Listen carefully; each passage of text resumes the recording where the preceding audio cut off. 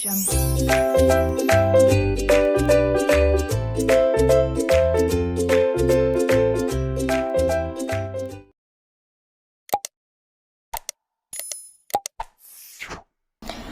hello everyone and welcome back to my channel name Learning to Learn. So yes, last में हमने किया था strategic management में अगर मैं आपको दिखा पाऊँ तो we started with what do we understand by the term business complete करने के बाद हमने ये देखा था like what is the problems in understanding environment and what is environment. So यहाँ तक हमने कंप्लीट किया था. अब इसके आगे today will understand what is business environment and what is a framework to understand the business environment and the components. Okay, so before starting this lecture let me give you two important updates.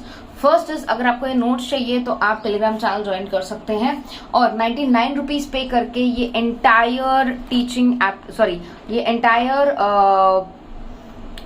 Strategic management के notes download कर सकते हैं. Okay, and for more 99 rupees you can also get the question and answers. But if you don't want to pay, no issues.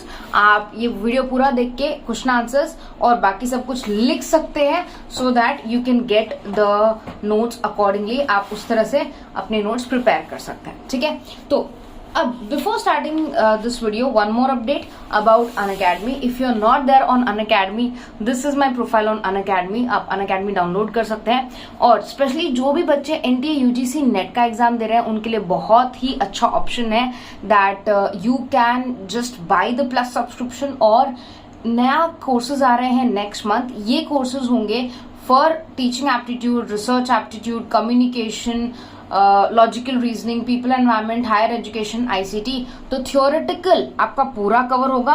उसके साथ आपको क्या benefits मिलेंगे? उसके साथ आपको नोट्स मिलेंगे, पीडीएफ मिलेगा of 10 to 15 pages in a very summarise format. इसके साथ आपका एमसीक्यू एंड पीवाईक्यू प्रैक्टिस होगा, आपके डाउट सॉल्व हो जाएंगे और कॉम्प्रिहेंसिव कवरेज होगा पूरे थियोरेटिकल सब्जेक्ट्स का.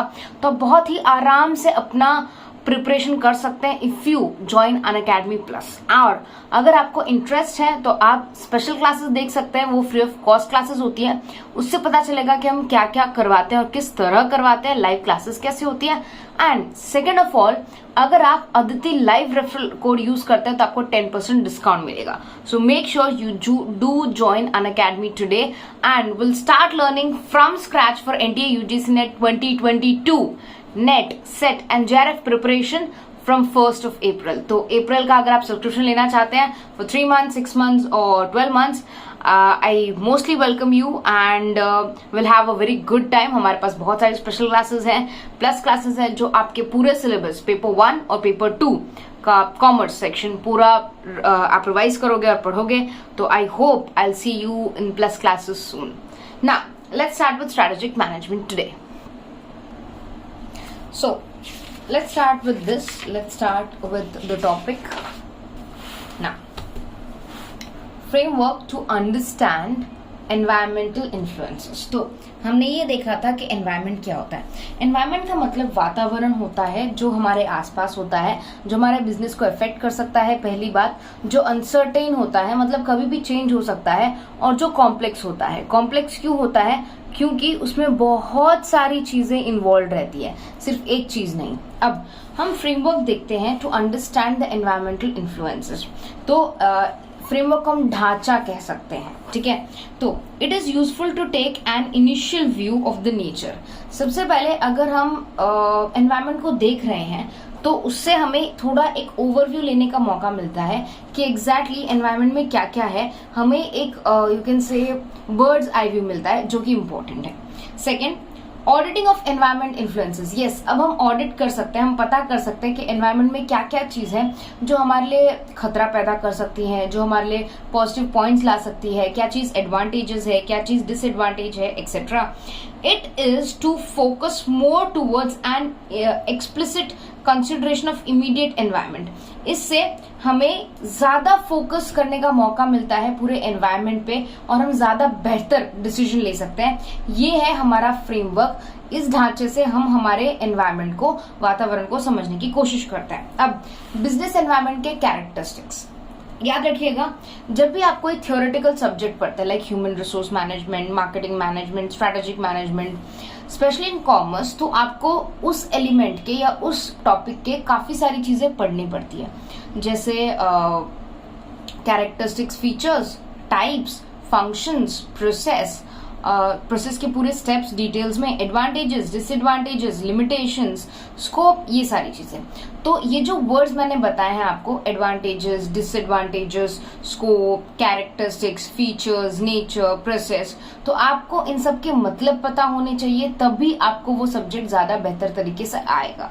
अगर आपको इनके मतलब नहीं पता तो डिस्क्रिप्शन बॉक्स में मैं एक लिंक दे दूंगी, प्लीज उस लिंक पे फॉलो कीजिए, जहां पर मैंने क्लियरली एक्सप्लेन किया है कि ये सारे टर्म्स क्या हैं। ये बहुत ही पुराना वीडियो है बट आपकी बहुत मदद कर सकता है। Let's continue. कैरेक्टरिस्टिक्स को हम हिंदी में विशेषताएं कहते हैं। विशेषताएं मतलब उसके फीचर्स बोल सकते हैं हम लोग, जो उसके बारे में हमें ज्यादा जानकारी देते हैं। जैसे मोबाइल खरीदने से पहले आप उसकी विशेषताएं देखते हैं, आप उसके फीचर्स देखते हैं कि मोबाइल में कैमरा कितना है, रैम कितना है, प्रोसेसिंग कितना है। इससे आपको पता चलता है कि भाई आपका वो फोन आपको कितना काम आ सकता है। तो कैरेक्टरिस्टिक्स आपको ज्यादा इंफॉर्मेशन देने में मदद करते हैं। तो एनवायरनमेंट सबसे पहले कॉम्प्लेक्स है। कॉम्प्लेक्स मतलब जटिल है, एकदम पेचीदा है, इजी नहीं है समझने के लिए, क्योंकि इसमें बहुत सारी चीजें इंक्लूडेड होती है। तो ये एक बहुत ही जटिल चीज है, पहली बात। दूसरा, environment is dynamic. Environment dynamic मतलब गतिशील होता है, ये चेंज होता रहता है। एनवायरमेंट आज से 50 साल पहले जैसा था बिजनेस करने के लिए, आज वैसा नहीं है। इसका मतलब अगर आज से 50 साल पहले आपको बिजनेस करना होता तो ऑनलाइन का कोई अस्तित्व ही नहीं था। मगर आज अगर आप ऑनलाइन बिजनेस नहीं करना चाहते तो आपको बहुत ही दिक्कत आ सकती है। आपका स्कोप कम हो सकता है, आपको ऑर्डर्स कम मिल सकते हैं, आपका फायदा कम हो सकता है।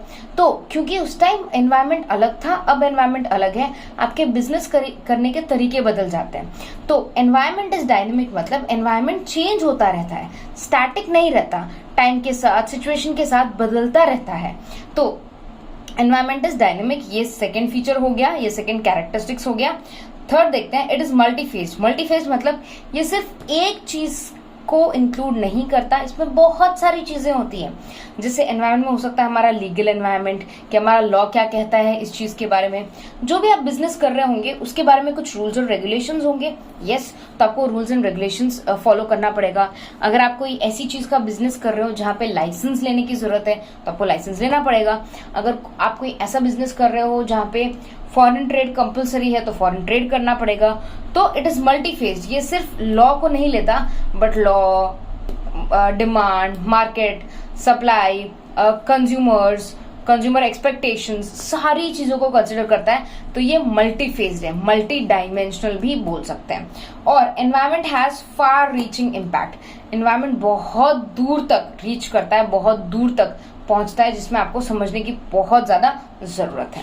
अब नेक्स्ट हम चलते हैं components of business environment. Business environment के कंपोनेंट्स, के बिजनेस एनवायरनमेंट में क्या क्या इंक्लूडेड है। ध्यान से सुनिएगा, इसमें 4 पॉइंट्स हैं, बट अगर आप शांति से सुनेंगे तो आपको पूरा अच्छे से समझ में आएगा। कंपोनेंट मतलब बिजनेस के अंदर जो चीजें आती है, हिस्से, components. So, since the environment is complex, dynamic, multi-phased and has far-reaching impact, तो यहाँ तक क्या आया है, यहाँ तक आया है हमारा फीचर्स।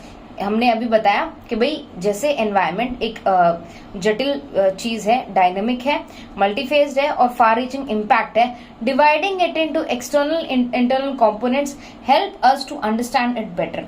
अगर हम उसको डिवाइड कर देंगे इनटू इंटरनल और एक्सटर्नल तो हमें इसे समझने में बड़ी मदद मिलेगी, वो ये कहना चाह रहा है। अब 4 चीजें आपको समझने की जरूरत है एनवायरनमेंट में, जिसे हम स्वॉट एनालिसिस कहते हैं। ये आपने पक्का पढ़ा होगा अपने ग्रेजुएशन में।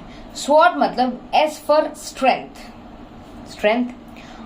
Then W for weakness, SWOT, O for opportunity and T for threat. ठीक है, तो स्वॉट एनालिसिस हम तभी कर सकते हैं जब हमें एनवायरनमेंट के बारे में पता हो। तो for environment influences could be described as follows. Environment आपको एक अपॉर्चुनिटी प्रोवाइड कर सकता है, जो एक फेवरेबल कंडीशन होगा मार्केट में।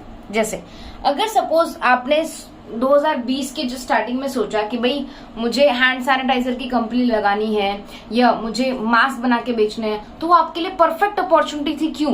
क्योंकि किसी को नहीं पता था कि कोविड आने वाला है, और उसके बाद हैंड सैनिटाइजर्स की और मास्क के प्राइसेस भी बढ़े, डिमांड भी बढ़ी। अब अगर आपने उस टाइम पे ये बिजनेस स्टार्ट किया होता तो आपके लिए ट्रमेंडस अपॉर्चुनिटी होती to gain lakh number of profits. आपको बहुत ज्यादा प्रॉफिट्स होते हैं। तो ये है मार्केट की अपॉर्चुनिटी, एनवायरमेंट की अपॉर्चुनिटी, एक ऐसा फेवरेबल कंडीशन, एक ऐसा अच्छा कंडीशन जो आपके बिजनेस को आगे ग्रो करने में, प्रॉफिट लाने में मदद करता है। जबकि इसके विपरीत होता है थ्रेट। थ्रेट बेसिकली एक अनफेवरेबल कंडीशन होता है, एक ऐसा कंडीशन होता है जो कोई भी नहीं चाहता कि भाई उसकी लाइफ में या उसके बिजनेस में आए। जैसे कोविड की वजह से काफी सारे बिजनेस ऑलमोस्ट बंद हो गए थे, होटल इंडस्ट्री बंद हो गया था और बहुत सारे सर्विस सेक्टर्स बंद हो गए थे। तो ये अनफेवरेबल कंडीशन है जो कोई भी बिजनेसमैन नहीं चाहेगा, जिसकी वजह से बिजनेस में नुकसान होता है, बिजनेस का ग्रोथ रुक जाता है, बिजनेस को बेचना पड़ता है, लॉसेस होते हैं, एक्सेट्रा। अब स्ट्रेंथ हमारा याद रखना, स्ट्रेंथ और वीकनेस इंटरनल होता है, जबकि अपॉर्चुनिटी और थ्रेट एक्सटर्नल होता है। एक्सटर्नल को हम कंट्रोल नहीं कर सकते, एक्सटर्नल को हम इन्फ्लुएंस नहीं कर सकते, मगर इंटरनल को हम कंट्रोल भी कर सकते हैं, इन्फ्लुएंस भी कर सकते हैं और चेंज भी कर सकते हैं। तो स्ट्रेंथ और वीकनेस जो है यही हमारा क्या होता है, इंटरनल होता है। इसे हम चेंज कर सकते हैं थोड़ा मेहनत करके। तो स्ट्रेंथ मेरा इनहेरेंट कैपेसिटी होता है जो मुझे एक एडवांटेज प्रोवाइड कर रहा है। जैसे अगर सपोज मेरे पास लेबर फोर्स बहुत ज्यादा है तो मैं बहुत ही जल्दी गुड्स प्रोड्यूस कर पाऊंगी क्योंकि मेरे पास लेबर ज्यादा है, ये मेरी स्ट्रेंथ हो गई। बट अगर मेरे पास पैसे कम है, मेरे पास पैसे नहीं है बिजनेस को कंटिन्यू करने के लिए, ये मेरी एक वीकनेस है जो मुझे एक लिमिटेशन में, एक कॉम्प्रोमाइजिंग पोजिशन में डाल सकती है। तो अगर आप एनवायरमेंट को समझोगे ना तो आपको ये चारों एलिमेंट्स पता चलेंगे जो कि एनवायरमेंट को अच्छी तरीके से समझने में और डिसीजन लेने में बहुत मदद करता है। क्या? अपॉर्चुनिटी और threat which is external, strength and weakness which is internal. तो अब इसके बाद अगर आप एक सिस्टमैटिक अप्रोच करते हो स्वॉट एनालिसिस, स्ट्रेंथ वीकनेस जो इंटरनल है, अपॉर्चुनिटी और थ्रेट जो एक्सटर्नल है, बिजनेस फर्म्स अंडरस्टैंड स्वॉट एनालिसिस टू अंडरस्टैंड एक्सटर्नल और इंटरनल एनवायरमेंट। तो एक्सटर्नल और इंटरनल एनवायरमेंट को समझने के लिए हम क्या यूज करते हैं? हम स्वॉट यूज करते हैं, जो हम आगे डिटेल में भी समझेंगे।